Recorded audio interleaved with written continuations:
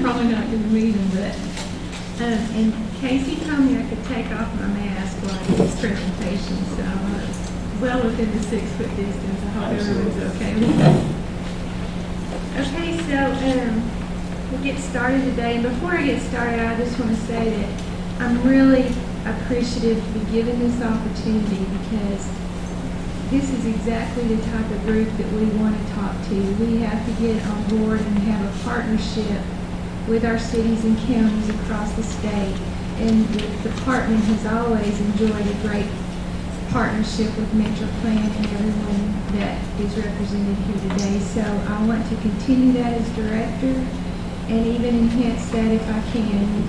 We're here if you need us, and we want to keep an open dialogue and make sure we do our best to spend the money and spend the highway revenues in the best way possible for this region. So with that, I'll get started. And so let me take a few minutes to explain why the biggest challenge ArDOT faces is funding and maintaining the highway system. For the last few decades, we have simply not been able to keep up with needs or meet public expectations as far as the transportation system.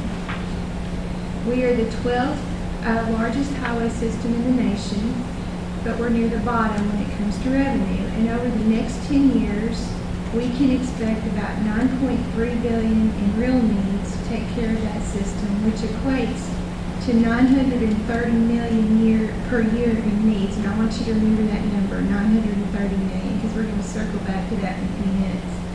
Of that, we expect only $4.5 billion in revenue. So we have okay, there went my words. I keep saying, where's my words? Shortfall. Randy's my helper when I need a word. So anyway, we have a shortfall, and these needs are just our real needs. It's just for system preservation. It's not for capital improvements. It's not for like widening I-40 between North Little Rock and West Memphis or those types of things. So our next slide. So how did we get here? Well, basically, our revenues are a flat tax on motor fuels and registration fees. They don't rise with inflation. We pay, folks at the pump pay the same price whether the gas is $3 a gallon or $1 a gallon. It's just flat. And even with some modest increases in our fuel taxes, we're still very flat when it comes to revenue. When you compare that to general revenue, you'll see that general revenue has increased significantly over time because it is more tied to inflation.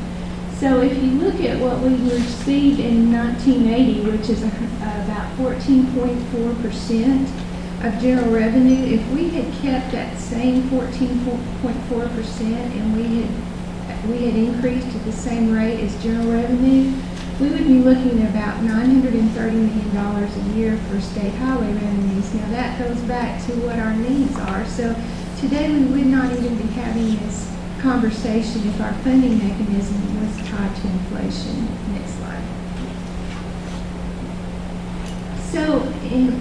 So we have two problems. One of them is flat revenues, right? The other one is we have inflation. Construction cost inflation has increased significantly over the last couple of decades. Back in 1998, we could do 200 miles with $100 million. Now we can do about 90 miles. So, you know, what we have is a combination, flat revenues and increasing costs. So our ability to meet needs just continues to decrease. This slide just shows you, in a nutshell, what it looks like for some of the other type works that we do across the state. And that would be like new location, either 4-lane arterials or 4-lane interstates. You can see it's quite a bit all over the board, but these are actually based on bid prices in Arkansas. We generate a cost per mile sheet each year based on weighted average prices on from the bids that we get. Next slide. So this is a table that you've probably seen before, but I just want to remind everybody how much costs have increased since 1993, which is when was the last time the federal gas tax increased. And so we're, on both sides, either both state and federal, our problem is the same.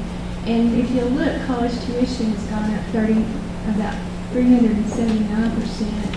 A gallon of gas has gone up 137%. But our gas taxes remain relatively flat. So, what do we need to do here? This is an analogy that I think really hits home. If we don't take care of our system in a timely manner, then the roads begin to deteriorate into substructure, which means we have to completely tear it out and rebuild it, which is reconstruction. So we can either get out there and overlay it in a timely manner and keep the roadway in good working order, good state of good repair, or we can wait until it's completely just falling apart, and then we have to spend a lot more money to fix it. And the analogy that we like to make is that old frame commercial. You can either replace your filter, replace your oil regularly, and do that, and you will extend the life of your engine for a long time. Or you can ignore that routine maintenance, and that engine will go out pretty soon, and then you'll have to pay a whole lot. So that's where we're at. We can either pay some now, a little now, or a whole lot later. And the condition of our system continues to go into the poor category. We just can't get to we've got fair conditioned roads that are going into poor, and we've got fair conditioned roads and poor conditioned roads that we're putting money towards in our program, but we continue to increase that poor condition, as you can see from this comparison. And when you look at what we spend each month for an average monthly expenditure for roads, it's really not that much compared to other services that we don't think twice about. And the way I look at this is, I couldn't imagine living without electricity, gas, cell phone, TV, or internet. That just isn't, anytime our electricity goes out, I think, how did we survive before we had electricity? But shouldn't we ask ourselves the same question, aren't roads as important to us as these other services that we have come to rely on so much? So that's the big question for the voters and for all of us. Another thing I want to make sure that everybody understands, and this is to me, it's huge, because the asset of our transportation system, county roads, city streets, and state highways in this state is tremendous. It's a tremendous asset that belongs to the public. And it is tied directly to public wealth and well-being. And if we had to replace, this is for the state highway system alone, it doesn't include the county road system or city street system, but for the state highway system alone, if we had to go out, something happened today, and we had to replace every state highway, every interstate, we would be having a replacement value of about $69 billion. Well, what is the average annual investment to maintain that huge asset in a state of good repair? Just like your house or anything else, you want to maintain it and keep it in a state of good repair, right? Well, it's really not that much. It's less than 1%, but 1% of that is $504 million. And that number was verified not only by legislative audit, but also by the Department's Transportation Asset Management Plan that we do each to comply with some federal guidelines. Next slide. So in 2015, Governor Asa Hutchinson, he realized the problem that we were having as far as having enough funding to fund our infrastructure. So he issued an executive order to establish the governor's working group on highway funding. And in his order, in this whole, and I don't see Mayor Frank Scott here today, but actually he was on this working group that came up with some target levels of funding as well as some other things. That was one of the best things to come out of the group were these target levels of funding, which showed that we need in the long term $400 million a year to keep up with the state highway system. This is over and above what would be provided to cities and counties. Well, some of our legislators and others were a little skeptical. $400 million additional funding each year, that just sounds, people can't wrap their minds around that, right? It sounds like so much money, but they forget how expensive it is just to widen a 5-mile stretch of road or just to overlay, 10 miles. I mean, it's hard to put all that into your mind and wrap it around it.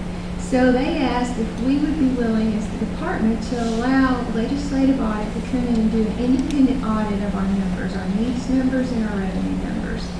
And when they got through, they determined that we had $925 million in needs per year, and that we could expect about $450 million in revenue. So we have a shortfall of about $480 million a year to take care of the system. Now, again, real needs, not capital improvements, goals, wants, or any of that, that we talk about. This is just to maintain our system to stay good repair, pavement, bridges, congestion, and safety. So that brings us to where we are today. Some recent legislation in the 2019 general session that we're going to talk about. And this is where the governor unveiled his long-term transportation funding plan. And that plan, it consisted of two things. It was a bill which turned into Act 416, which I'll talk about here in a minute, and also a proposed constitutional amendment that will appear on the ballot in November as issue number 1 that will make the half-cent sales tax that people are currently paying for roadway improvements permanent. There are 4 revenue sources, which we'll go into in a little more detail in a second. And if the entire package is enacted, if we're successful at the polls this fall, the highway department or the state highway system will receive $300 million additional a year. Next slide. So it's not the $400 million that the governor's working group determined, and it's not the $478, but it is a significant increase in our funding levels that will help us do a lot to take care of our system and to provide some economic projects to promote economic development. So we're very, very grateful for the work the legislature and the governor did to bring us to this point today. So let's just do a little summary of Act 416 so you understand where all the funding is coming from. A nominal increase in motor fuel tax, 3 cents on gas, 6 cents on diesel, will generate $58 million for the department, and I think it was, the cities and counties are getting $13 million each, and so that is shared with the cities and counties. So that's already in place, and we're already getting that revenue. We also increased the registration fees on electric and hybrid vehicles. It's going to bring around $2 million a year into our funding totals, and it's because there's just not that many of those vehicles out there. But it's a fairness issue because they're not paying the gas tax, they're not paying for upkeep of the system like gas-powered vehicles are. So as that portion of our fleet turns over and more of those vehicles get on the road, hopefully that'll offset the decrease in gas revenues. And then we're guaranteed $35 million a year in casino revenue, and so total that's $95 million to ArDOT, and this funding is dedicated only to system preservation, which is pavement and bridges. Okay, next slide. So the next portion of his highway plan was the constitutional amendment, which is now will be issue 1 on the ballot. And it will be on the ballot in the general election in November, and it'll make the half-cent sales tax permanent after June 2023. It will continue to provide about $205 million to ArDOT annually, and $44 million to cities and $44 million to counties.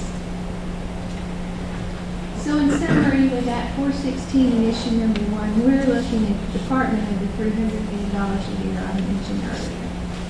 So what are the benefits of a $300 million per year program, or an additional $300 million? Well, the big thing now after COVID, with the economy kind of struggling as it is, we're going to focus on that a lot going forward, and that is that $300 million per year in highway infrastructure would provide about $8.2 billion in economic activity over 10 years. In fact, ARPA has said that for every dollar you invest in transportation infrastructure, you get $3 return. So, and then you support about 3,600 jobs each year. And then, again, there's more there in that we're going to be able to maintain our interstates, we're going to increase safety, we're going to be able to do a second Connecting Arkansas program. We'll talk about that more in a minute. We'll repair and replace poor condition and posted bridges over the next 10 years. And we'll be able to improve about 7,000 miles off of the interstate system on our state highway system. Next slide. So what was the recipe for success? For the first time in a while, everybody got on the same page. There was a consensus, there was unity, and there was bipartisanship. The governor, the legislature, the stakeholders, and ArDOT, it was really a great session. Everybody stayed on the same page. There were a few outliers every once in a while, but mostly everybody got together. And even though they may not have approved of every portion of the plan, they got behind it and stood strong. And we're here today because of that effort. So let's do a deep dive into issue 1. Okay, so we can't campaign for issue 1 as a state agency, but we can educate, and that's what we're trying to do. Educate the public, educate stakeholders, educate our local partners about issue 1 to make sure everybody knows what it means if it passes and what it means if it fails. So what does it mean if it passes? If you vote yes for issue 1, the funding from the current sales tax will continue after June 2023. That's the half-cent sales tax that's currently in place and will expire. If you vote no, then the funding from that current sales tax will just simply go away. It will no longer be part of the funding that we receive for state highways, city streets, or county roads. So if issue 1 does pass, if we combine that with our existing revenues at the state level, we're looking at about $740 million per year. So what can you do with $740 million per year? Well, what the commission did is they looked out over 10 years and they put together a program called Renew Arkansas Highways. And with that, they determined how they were going to spend the money over the next 10 years. And they were going to, and if issue 1 passes and we're able to implement the Renew Arkansas Highways program, we'll be able to commit $30 billion in 10 years to pavement preservation, bridge improvements and preservation, $1.1 billion, interstate maintenance, $1 billion, safety improvements, $500 million, and capital and congestion relief of $1.8 billion for 10 years. And we'll go into that a little more detail in a minute. Okay, this is what it looks like. This is what pavement and bridge preservation and interstate maintenance will look like if issue 1 passes. And as you can see, it covers a lot of our highways, almost 7,000 miles of our highways, plus interstate mileage, and then all of the posted and poor rated or poor condition bridges over the state. So you can see it's statewide. It's going to make a big difference to our transportation system. And then if we take that $1.8 billion and we look at, okay, so $1.8 billion for 10 years isn't really a lot when you're talking about capital improvements and congestion relief, those big major projects. So we looked out 20 years to make it a $3.6 billion program so that we had a plan of moving forward if issue 1 passes. So what we'll have is $3 billion for that second Connecting Arkansas program. We put aside some funding for partnering with our local partners and to provide congestion relief and economic development. And then also we took a little off the top for right-of-way and utilities. That's always a big expense. So here's a draft of the state of what a second Connecting Arkansas program would look like. And basically, we're going to pick up where we left off with the first CAP, or Connecting Arkansas program, and continue the progress. We'll be widening, we'll be connecting cities, we'll be building new locations, we'll be extending future interstates. We've got all kinds of things going on here, but I'll focus on what's going to happen in the Metroplan area. So in the Metroplan area, we're looking at several projects that total $520 million over the next 20 years. And that will include some funding of $350 million additional for the 30 Crossing project to complete it. Right now, it's only partially funded, and we really appreciate Metroplan's partnership with us on that and adding it to your long-range plan so that we can move forward with this program. Also, we're going to do some operational improvements on I-630. We're going to do some operational improvements on I-430. We are going to widen Highway 100 in Maumelle from Camp Massey to Interstate 430. We're going to add some more additional capacity relief improvements to Highway 10 from Chenal Parkway East. On Highway 5, the last segment on that critical service route next to I-30 will be completed from Highway 183 to Pulaski County Line. And on Highway 165 from North Little Rock to England, we're going to start widening on that road. And finally, on Highway 107 from General Samuels Road up to the Little Rock Air Force Base, we have funding for widening on that. And then in the Conway area, we have set aside just $50 million. There's so many different things going on right now as far as projects on the books and studies going on that we just said, okay, $50 million in Conway, and we'll get with local officials and figure out where the best place to spend that money is if we get as far as issue one passing in November. So we'll address that then. So this is, that's it, okay. So this is just a statewide of Connecting Arkansas Program 2, CAT 2, and system preservation, everything, including what's in the statewide transportation improvement program or STIP. So you can just see that there's so much that we're going to be able to do over the next 10 or 20 years. Okay, then what if issue one fails? The annual revenue expected will drop for state highways to $535 million, so it's going to be 30% less. And so we're just going to have to go back to the drawing board and figure out, okay, under these limited funding, we're going to have limited funding, what should we do with that limited funding?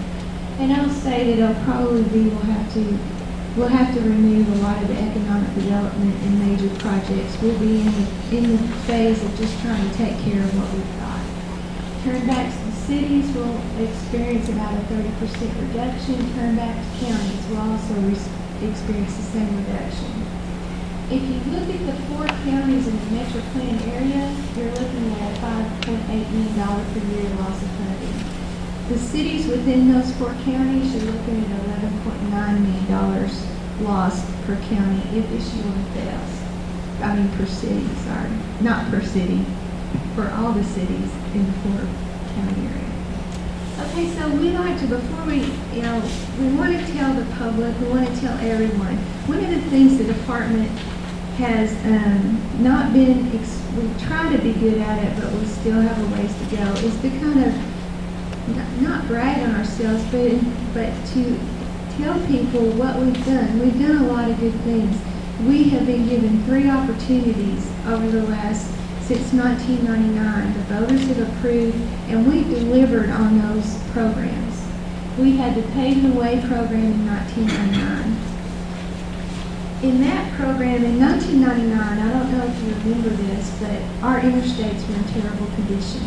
We were one of the first states that built their interstate system back in the 1950s, and a lot of our interstates were just absolutely falling apart. And we just didn't have the money to keep up. And so the voters gave us approval to issue bonds to accelerate improvements on our interstates. And in 1999, we had 63% of our interstate miles in poor condition. At the end of the 1999 IRP program, in 2006, only 14% of our interstates were poor, and 72% were in good condition. So we made huge progress. We spent about $1.2 billion and improved about 360 miles. So with that success under our belt in 2011, the voters approved again by an overwhelming majority of 81% to allow us to continue that progress. So we were allowed to issue bonds once again to accelerate improvements. And we went out and we not only were the segments of interstate that were reconstructed back in 1999, and now they needed a mill and inlay to preserve that improvement. We were able to do those types of things as well as continue the progress on reconstructing other interstates that didn't get, that weren't selected during the earlier program. We, in March, declared this program a success and completed. We exceeded the amount that we had promised in the beginning, and we did 54 projects for about 360 miles for about $1.3 billion. So, again, a success. We completed and we made good on that promise. In 2012, the voters once again, voted for us to do the Connecting Arkansas program. And what that was to have cent sales tax that we're talking about as far as issue 1 is concerned. And we're nearing completion of that program. I'm excited to say that I stand here today and tell you that we promised that everything would be under contract by June 2023. Well, by the end of 2020, we plan to have all the projects that we promised under contract. And so we have more than exceeded what we have promised in the Connecting Arkansas program. So we want everyone to understand. And also, we made a conscious effort not to grow state government, even though we were getting an additional $2 billion over the next, since 2012, to do this set of projects, this specific set of projects. We didn't hire extra people.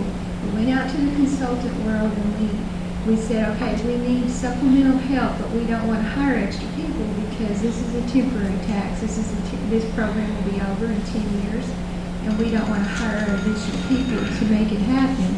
Well, our consultant has done a great job helping the department, and we're going to meet that promise and exceed it. So let me go into a few local updates. And what did the 2011 IRP and the 2012 CAP mean to Central Arkansas and the Metroplan area? Well, first of all, this is a Connecting Arkansas program. It's Interstate 30 widening from Sevier Street down to Highway 70. It is the most expensive traditional project that we've ever let the contract, $187 million for 6 miles. And the reason it was so expensive, there's 3 interchanges that are being improved, along with 4 very long major bridges over the Sling River and the Sling River Relief bridges. So this was a very expensive project, a very needed project, and it was funded with the Connecting Arkansas program revenue. Okay, then we have the 30 Crossing project, which is also very needed for this area. And we were able to do this one with a design-build delivery, contract delivery method. It was our first design build, and it's underway. The contract's been awarded to our team of Kiewit and Massman, and it'll do 7 miles for $540 million. And work will start in the near future on the Arkansas River Bridge and also at the Cantrell Interchange. This will include improvements to the 9th Street and 6th Street overpasses, and we're partnering with the City of Little Rock for some aesthetics and some other things to improve those overpasses. But this project is well underway, we're right on the verge of it being well underway.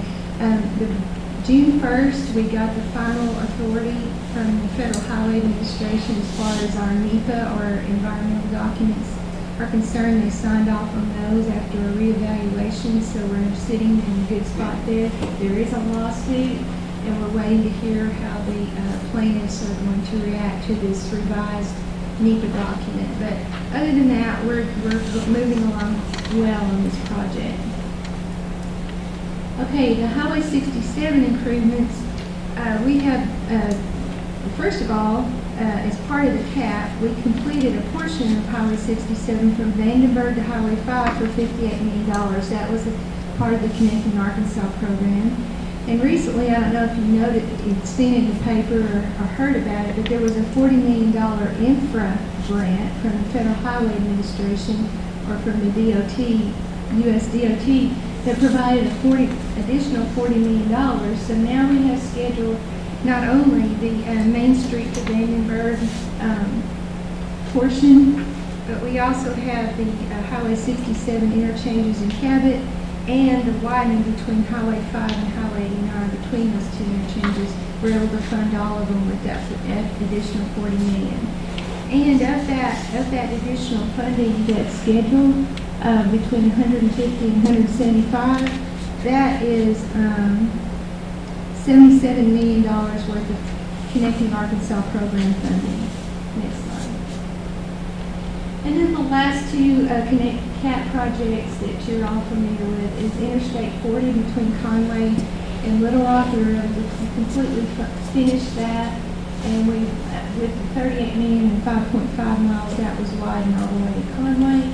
And then the 630 project between Baptist Hospital and University of Arkansas that was declared substantially complete in March was $87 million.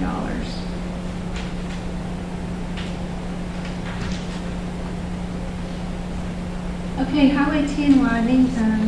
This was our first construction manager general contractor project that we, and Kiewit was our contractor and we've got them under contract now. There are 11 utilities involved in this project, and we're starting utility relocation. This will widen Highway 10 from Pleasant Valley to Pleasant Ridge Road. It will completely redo the Rodney Ferrum intersection there with a single point urban interchange type design. And so it's really going to help operations in this area. So it's $1.4 million, and it was let to contract for $81 million. We've done quite a bit of pavement preservation over the last 10 years. In the completed category, 54 projects, 237 miles, and $221 million. Of that amount,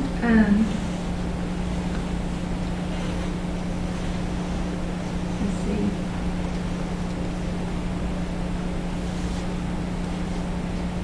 Okay, so of that $237 million, only $61 million was regular funding. So a great portion of that was the interstate rehabilitation program funding that was made available through that program. And then we've done quite a few bridge replacements in your area over the last 10 years, as you can see. So looking forward, what's next? Okay, so, we, between now and the 2020 election, we're going to make every effort to educate the public, to educate our partners, our local partners, and everyone about the importance of issue number one. We're asking that local partners, cities and counties also make an effort to educate voters, because I think you're more crucial than even we are. You're kind of on the front lines. You're boots on the ground. You see people every day. You're just the regular folks, the regular voters.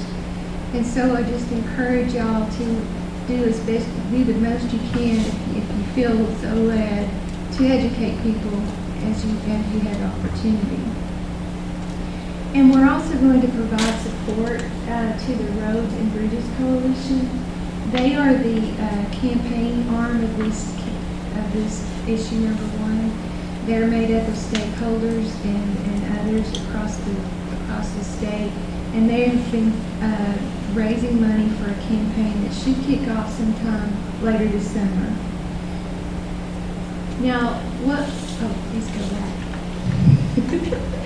Okay, so the cost of the current half-cent sales tax, I think this is important for everyone to know, and it's important for voters to know.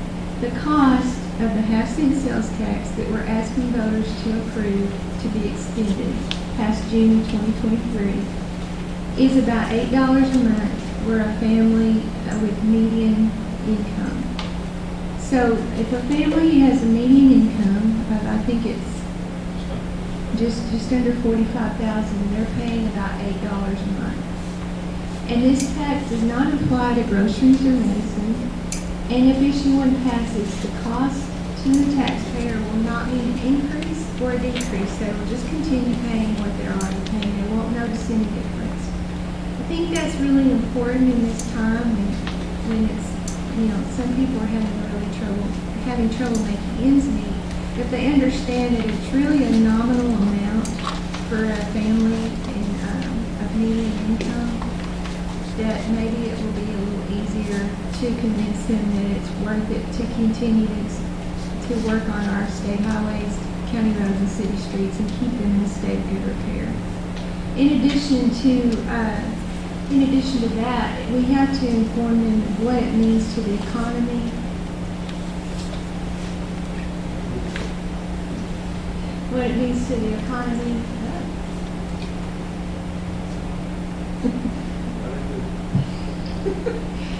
Economy, jobs, safety, and the state of good repair for our roads. It's trying to get a team meeting going. So, it's the operator, I'm sure of it.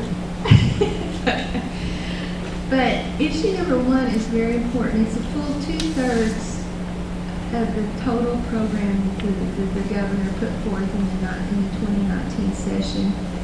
It is imperative for the health of our system, but I will tell you, we'll do our best to educate. We'll do our best to get out there and talk about it and make people aware of the issue so that they can make an informed decision based on facts, not based on what some may come up and try to undermine the real purpose behind issue one.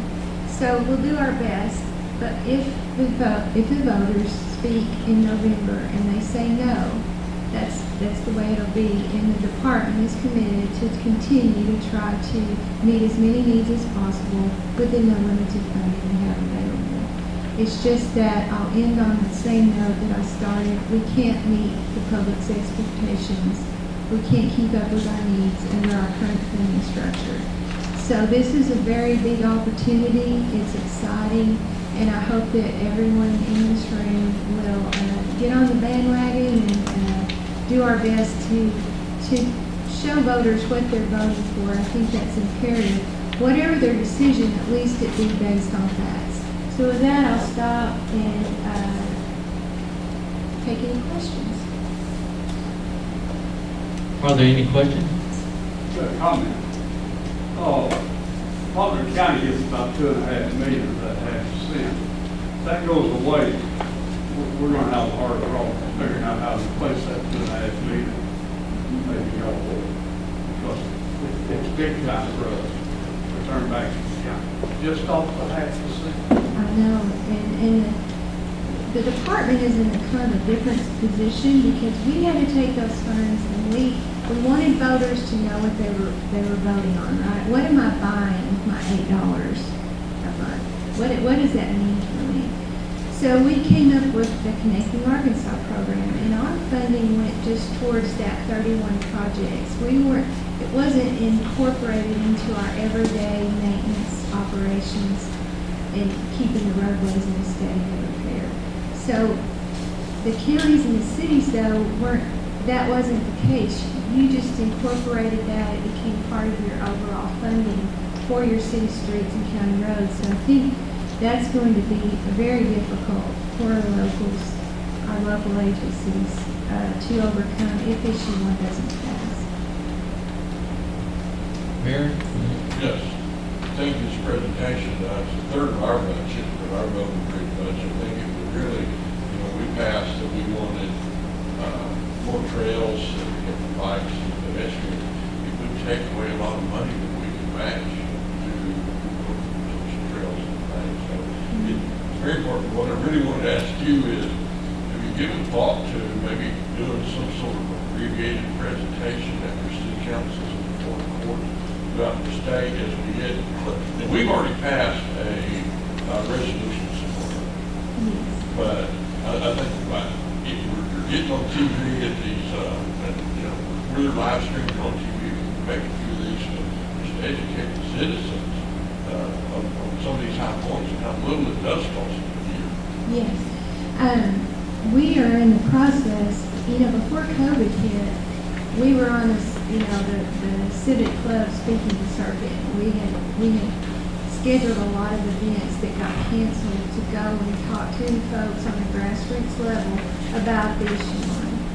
And then COVID happened and everything's turned on its head. So now we're stepping back into the game, but what it may be is more Zoom meetings. We're just trying to get back on that circuit and talk to as many people as we can. And in fact, I've been I did a Zoom meeting on Monday to the Springdale Rotary Club, and I've done some others, but we're getting back on there. We hope, and I would like to say this, if any of you out there in the audience today or know someone that wants, we'll be glad to come and speak to your chambers, your city council, whoever. We really want to get out there and talk to as many people as possible. So I put that, it's not an invitation, what is it? We're available, offer. Thank you. He gives me my words. I believe there was one more question in the back there. When we did this last time, 10 years ago, ArDOT put out a nice little pamphlet that said how much money each city and county would lose. Have you created that pamphlet so that we can use that out in the community? We've got that. We sure did. Do we have it with us today? We've got that information on our website. The Roads and Bridges Coalition has put together that book report this year. I know that worked out well 10 years ago, showing people, here's how much this city loses, or how much Boston County loses. It's a little different this time because last time we were able to show, hey, if you vote for it, here's how much more you're going to get. Unfortunately, it's backwards this year. Here's what happens if it fails. Here's what you're going to lose. So it's a little bit different looking. Yes, we have that difference. If you can make sure we have that, I've seen the hard copy, but if you can send us the electronic copy, we will send it to the board and we'll have a paper copy the next time we get together. Yeah, I'll get with you on that. But I will say that we were glad to, it's one thing to have it, electronically, but they're publishing these nice, cool little books that are easy to hand out, so you can hand them out to your constituents. So we will be glad to get you as many of those as you need if you're interested in handing those out. Barry, I believe was next. Have you all considered, first of all, thanks for being here today. Congratulations again. The agency is certainly blessed to have your leadership, and I know everyone's looking forward to it. Thank you. Have you all thought about making this presentation to about a 20-minute, memory stick that would be used, not only by the municipalities, but board courts and board meetings, but even for some of those small Rotary clubs and so forth. And certainly we did a whole lot of invitation to Blue Rock Rotary, which is our club, except for the fact that now we're virtual, and we're lucky to get 40 or 500 members to virtual meetings. So hopefully maybe the timing will work out for the election. Right. Yeah, we will. We will get this down. I mean, today it depends on the audience, obviously. I don't know how long I went. Did I go too long? But it is a long presentation, even though I was trying to talk really fast, but we can get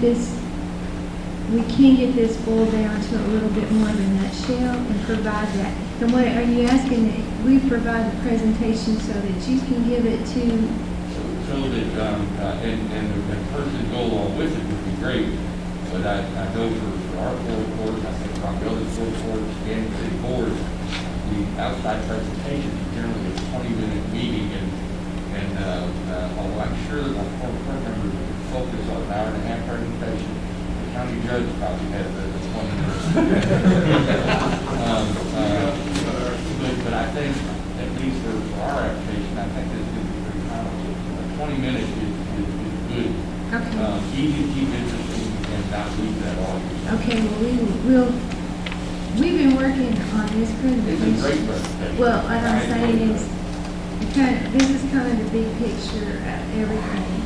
Well, now that we've got this, and we've been working on refining it. In fact, I finished it up this morning the way I wanted to do it. So now we can take it, bring it in, because we kind of know where the main points are. So we'll definitely do that when we get back and get started.